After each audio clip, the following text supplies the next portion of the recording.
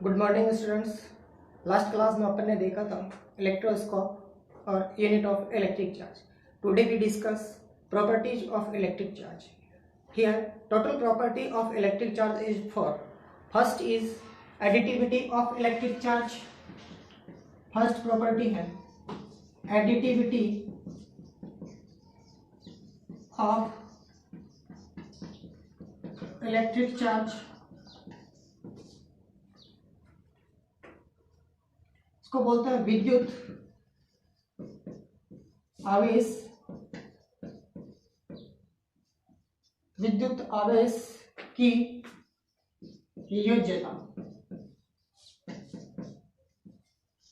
विद्युत आवेश की योज्यता। सेकंड प्रॉपर्टी है कंजर्वेशन ऑफ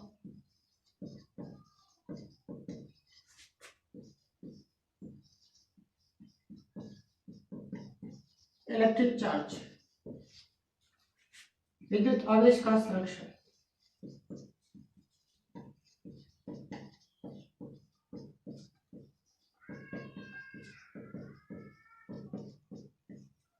थर्ड प्रॉपर्टी है क्वांटाइजेशन ऑफ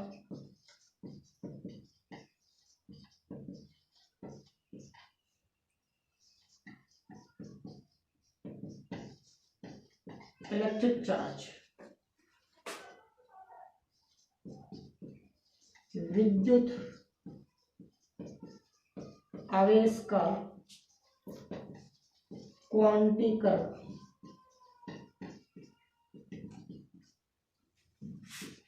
फोर्थ प्रॉपर्टी है इनवेरियंस ऑफ इलेक्ट्रिक चार्ज।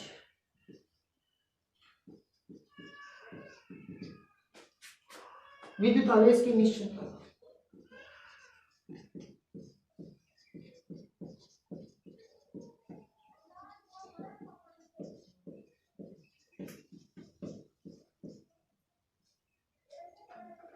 ठीक है, दिखाई दे रहा है बोर्ड पे अच्छे से? ठीक है, इसका स्क्रीनशॉट ले लेना भाई। ठीक है, अपन first property additivity of electric charge study कर रहे हैं। ठीक है, ध्यान से सुनना। Electric charge is a scalar quantity और वेक्टर क्वांटिटी। आप कहोगे कि सर इलेक्ट्रिक चार्ज है वो स्केलर क्वांटिटी है। कैसी क्वांटिटी है? Scalar quantity. Why electric charge is a scalar quantity? Because electric charge does not have any direction. Okay, आ रही है बात समझ में? What is the definition of scalar quantity? तो electric charge is a scalar quantity and definition of the scalar quantity is those physical quantity which have magnitude and unit is called scalar quantity. मतलब वे भौतिक राशियां जो जिनको प्रदर्शित करने के लिए उनके पास मैग्नीट्यूड हो तथा मात्रक हो, वो भौतिक राशि अदिश राशि कहलाती है। आगे बात समझ में? अदिश राशि के पास डायरेक्शन नहीं होती है, किसी भी प्रकार की दिशा नहीं होती। वैसे ही विद्युत आवेश है, ये कैसी राशि है? विद्युत आवेश अदिश राशि है। आगे बात समझ में? ध्यान रखना, अदिश राशि को अपन अल्जेब्रिकली ऐड करते हैं। बीज गणितीय तरीके से क्या करते हैं? ऐड करते हैं। अल्जेब्रिकली ऐड करने का मतलब ये है 2 + 3 + 4 + 3 2 कितना हो गया? 11। ये अल्जेब्रिकली एडिशन है। तो विद्युत आवेश को, इलेक्ट्रिक चार्ज को ऐड करोगे तो आप ऐसे ही ऐड करोगे। आगे बात समझ में? देखो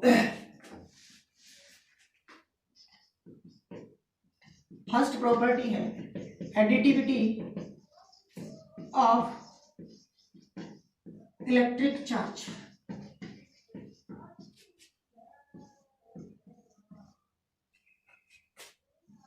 इलेक्ट्रिक चार्ज कैसी क्वांटिटी है?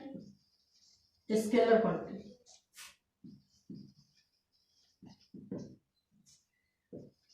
और आपको पता है स्केलर क्वांटिटी हो तो उनको अपन ऐड करते कैसे? अल्जेब्रिकली ऐड करेंगे। कैसे ऐड करेंगे? अल्जेब्रिकली। ध्यान से सुनो। इफ ए सिस्टम, ये कोई सिस्टम है, ठीक है, कोई ऑब्जेक्ट है, इस ऑब्जेक्ट के पास बेटा अपन मान के चल रहे हैं ये आवेश है,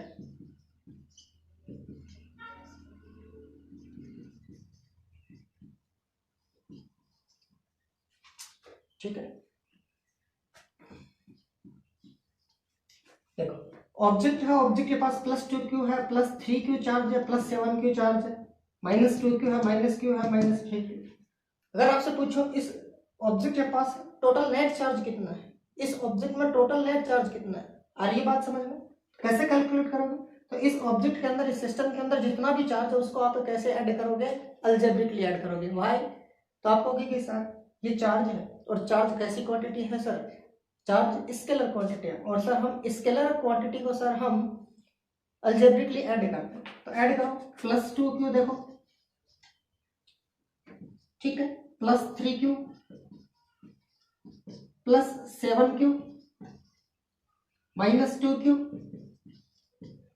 -q, -5q। टोटल चार्ज कितना है बोलो? 7 3 10 10 और +2 12 12 -2 10 10 -q 9q 9q -5q 4q। तो इस बॉडी पर टोटल नेट चार्ज कितना है? नेट मतलब कुल चार्ज कितना है? तो आप कहोगे सर 4q। ध्यान से सुनो, मैं इंग्लिश में बोल रहा हूं।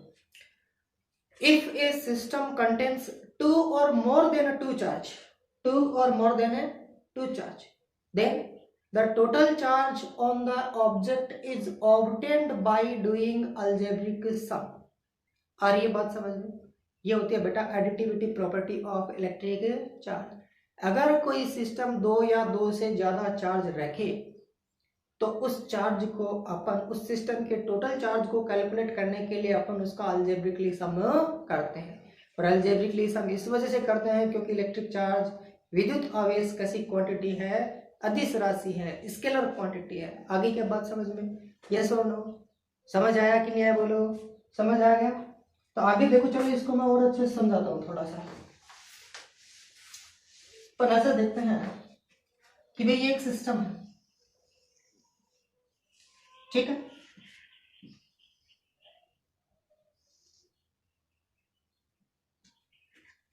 इस सिस्टम के पास, इस ऑब्जेक्ट के पास प्रोटॉन भी होगा और क्या होगा? न्यूट्रॉन भी होगा। क्या होगा? प्रोटॉन भी होगा और क्या होगा? न्यूट्रॉन भी होगा और क्या होगा? इलेक्ट्रॉन भी होगा। क्योंकि ये ऑब्जेक्ट है, ऑब्जेक्ट किससे मिलकर बना? एटम से मिलकर बना, और एटम के अंदर प्रोटॉन भी होंगे और न्यूट्रॉन भी होंगे और इलेक्ट्रॉन उसके अराउंड रिवॉल्व कर रहे हो। ठीक है, आपको पता है इलेक्ट्रॉन पे चार्ज होता है वो नेगेटिव होता है, प्रोटॉन पे चार्ज होता है वो कैसा होता है? पॉजिटिव चार्ज होता है। ठीक है, इलेक्ट्रॉन पे चार्ज होता है बेटा, वो होता है -1.67 × 10⁻⁻19 कूलम। प्रोटॉन पे चार्ज होता है, उस पे होता है 1.67 × 10⁻⁻19 कूलम। कंपटीशन का क्वेश्चन है ये। What is the value of the charge on electron? ठीक है, अब ये ऑप्शन में ये भी रहता है और ऑप्शन में ये भी रहता है, बट बच्चे वहां पे क्या करते हैं? ये वाली वैल्यू देखते हैं और टिक कर देते हैं। ठीक है, बट आगे जो लगा ना ये माइनस साइन, ये माइनस साइन नहीं देखते। तो ध्यान रखना, इलेक्ट्रॉन पे नेगेटिव में वैल्यू होती है और वो होती है -1.67 × 10⁻20 कूलम, और प्रोटॉन पे होती है 1.67 × 10⁻19 कूलम। आगे बात समझ। अब अगर मैं यहाँ पे कहूँ कि ये सिस्टम है, ऑब्जेक्ट है, इस ऑब्जेक्ट के पास p प्रोटॉन है। कितने प्रोटॉन है? p प्रोटॉन बोल रहा हूँ बेटा। अगर एक प्रोटॉन होता तो चार्ज होता +e, 2 प्रोटॉन होते तो चार्ज होता बेटा +2e, 3 प्रोटॉन होते तो चार्ज होता कितना? +3e। और मैंने कहा p प्रोटॉन है तो p प्रोटॉन के चार्ज कितना होगा? p × e। समझ आई कि नहीं बोलो बात? आगे आगे देखो, इतने प्रोटॉन है तो बेटा ऑब्वियस ही बात है इस बॉडी के अंदर इतने ही क्या होंगे? इलेक्ट्रॉन होंगे। यस और नो? तभी तो बॉडी न्यूट्रल होगी। ठीक है, तो मैं लिख रहा हूं कि भाई न्यूट्रॉन, इलेक्ट्रॉन की बात चल रही है इलेक्ट्रॉन के लिए, तो मैं यहाँ पे ये लिख रहा हूं कि इस सिस्टम में p प्रोटॉन है और कितने इलेक्ट्रॉन है? n इलेक्ट्रॉन है। तो ये लो, समझ आया कि नहीं आया बोलो? समझ आ गया? यस और नो? p प्रोटॉन हो गए टोटल, और टोटल n इलेक्ट्रॉन हो गए। आगे बात समझो। और p = n होगा, क्योंकि ये p प्रोटॉन को, सपोज मैंने कहा 10 प्रोटॉन और 10 ही इलेक्ट्रॉन है, तो इस 10 को मैंने प्रोटॉन के लिए तो p लिख दिया, इलेक्ट्रॉन के लिए मैंने n लिख दिया, तभी यहाँ पे p और n आ रहा है। आगे बात समझे। प्रोटॉन है तो यहाँ पे प्लस साइन होगा, इलेक्ट्रॉन है तो यहाँ पे कैसा साइन होगा? माइनस साइन होगा।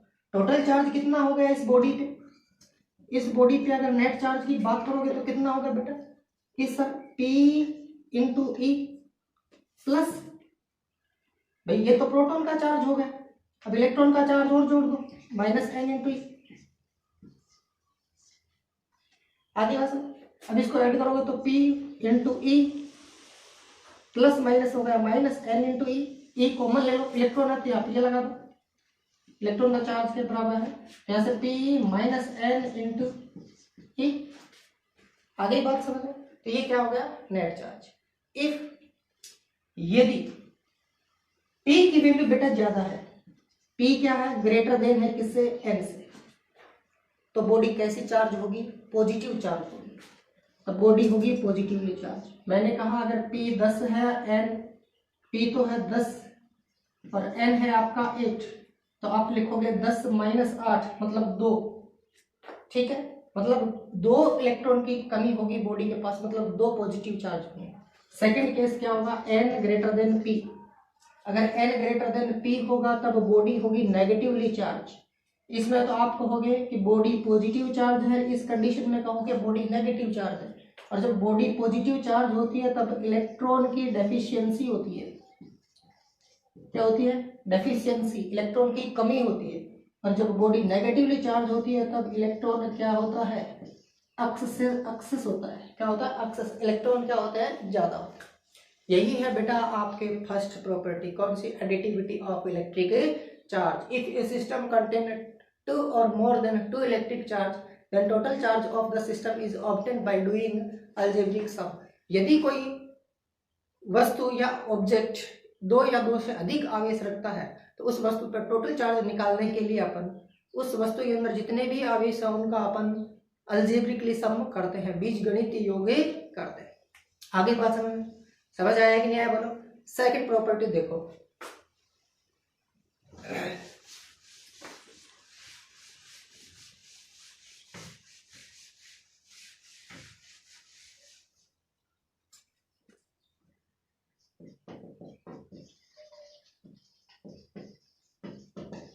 Conservation of electric charge.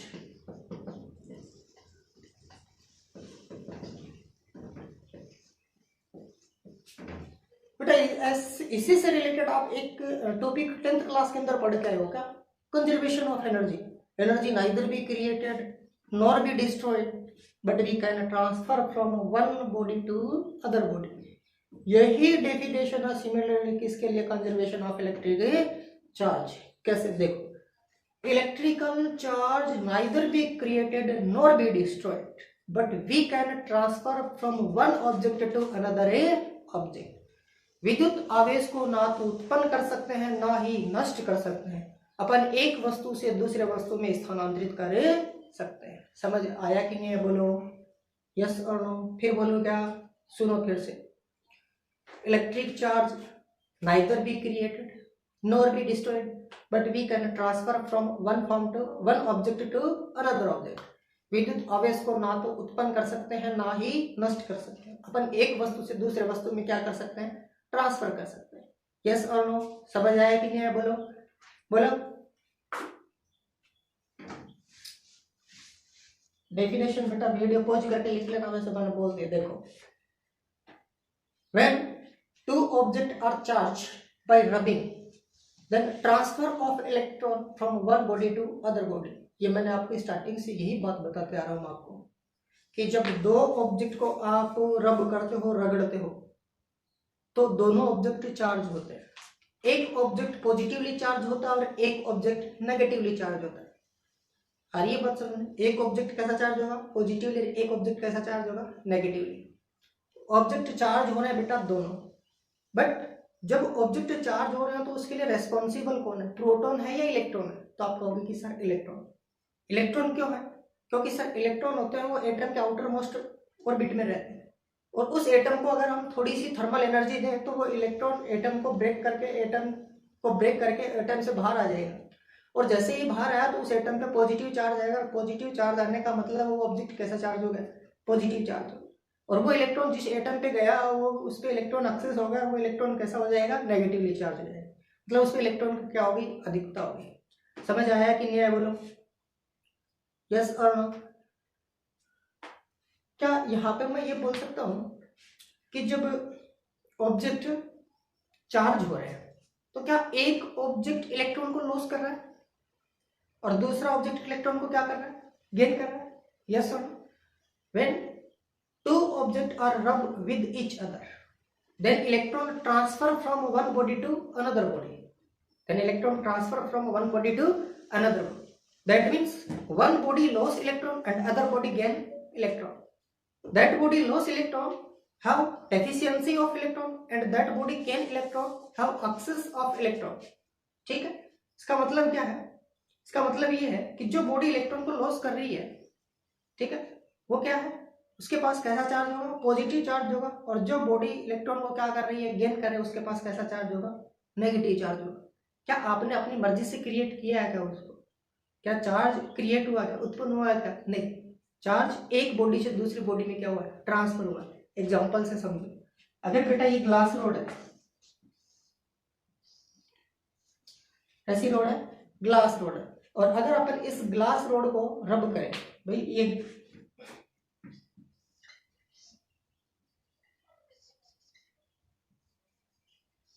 ये ग्लास रोड और ये सिल्क क्लॉथ है, ठीक है, इस ग्लास रोड को इस सिल्क क्लॉथ के साथ अगर अपन रब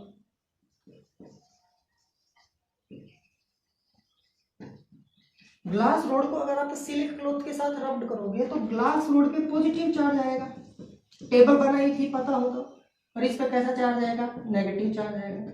इसका मतलब क्या, इसका मतलब ये है कि बेटा यहां से इलेक्ट्रॉन गए, कहां पे गए, सिल्क क्लॉथ पे, तो सिल्क क्लॉथ पे इलेक्ट्रॉन क्या हो गए, एक्सेस हो गए, इलेक्ट्रॉन अमाउंट इंक्रीज हो गई, और यहां से गए हैं तो यहाँ पे इलेक्ट्रॉन की क्या हो गई, कमी।